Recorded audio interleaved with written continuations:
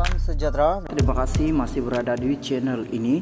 Bagi mereka yang baru bergabung di channel ini, silakan subscribe, like, komen, share supaya Anda tidak akan ketinggalan info-info yang saya akan sampaikan di channel ini. Berita Malaysia kini. Kes leweng RM92.5 bilion silakan siasat, tapi jangan jadikan hela politik. Ahmad Faizal. Timbalan Presiden Bersatu Ahmad Faizal Azamu berkata Suruhanjaya Pencegah Rasuah Malaysia SPRM perlu menyiasat secara menyeluruh berhubung kes membabitkan penahanan seorang Ketua Bahagian Bersatu Wilayah Persekutuan. Ini berlaku selepas Ketua Pesuruhjaya SPRM Azman Baki mengesahkan penahanan seorang lelaki berusia 42 tahun berhubung dakwaan penyelewengan RM92.5 bilion yang diperuntukkan untuk package rangsangan ketika pandemik COVID-19 sewaktu pentadbiran terdahulu. Menurut laporan The Star, Ahmad Faizal berkata dia berasa pelik mengapa kes itu dikaitkan dengan parti dan presidennya. Ya, siasat kes itu, tetapi ia tidak sepatutnya menjadi hela politik untuk memburukan pentadbiran terdahulu.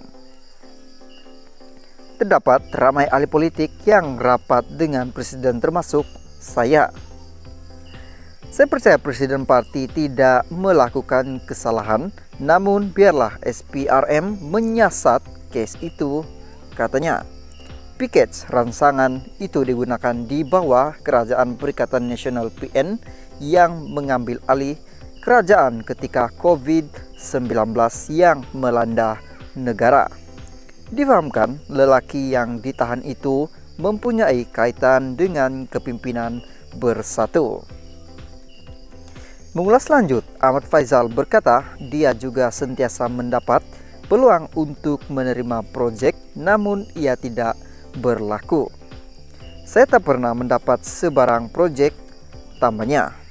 SPRM pada Jumaat menahan dua pegawai sebuah syarikat swasta kerana didakwa menjadi orang tengah dalam pengagihan proyek kerajaan di bawah package rangsangan ekonomi antara 2020 dan 2022.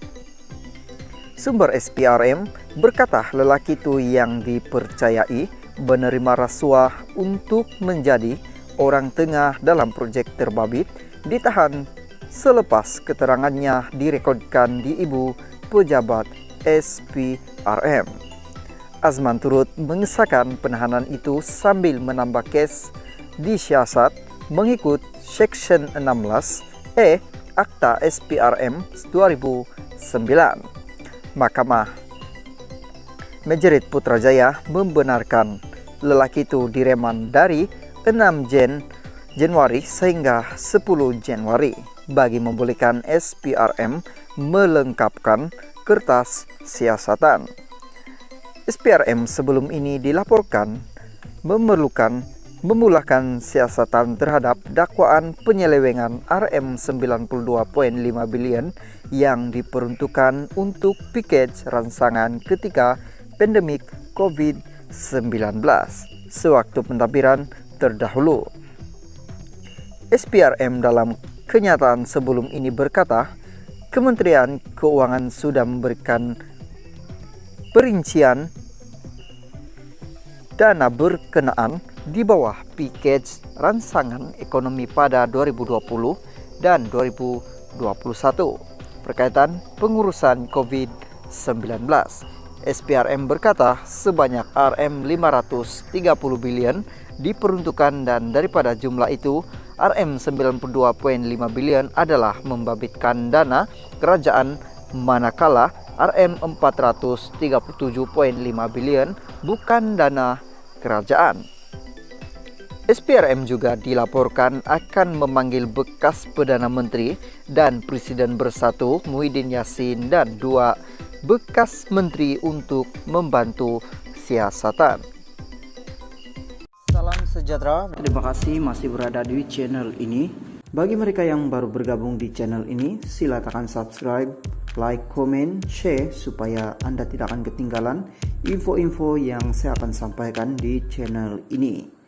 Berita hari ini saya kongsikan kepada Anda daripada berita harian.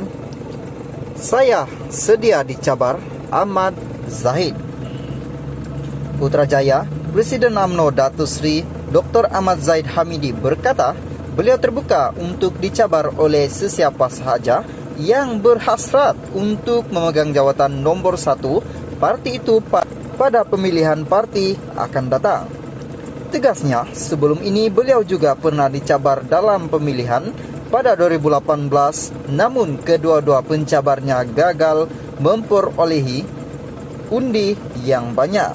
Dulu pun saya dicabar. Dua orang cabar saya, undi kedua-dua orang yang mencabar saya itu masih belum sama dengan undi yang saya perolehi.